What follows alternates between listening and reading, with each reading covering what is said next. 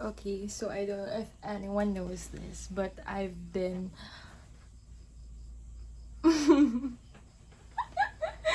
a cringy author back when I was bata pa. Bata pa.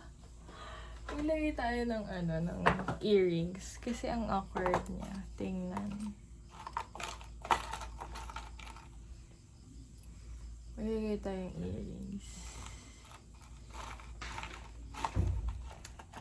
So, ngayon, nag-read ako ng mga pinagagawa ko and ang mga comments doon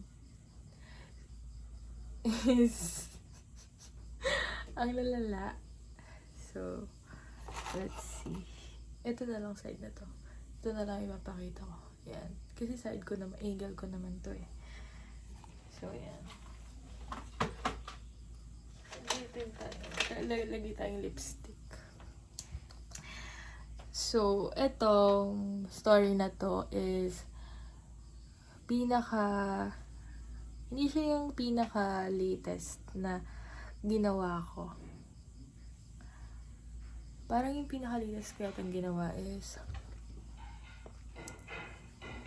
something like yung about nga kay Antan.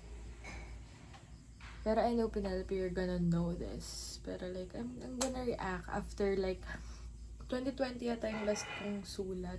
And ngayon is 2026 na of May 4th. So, ito.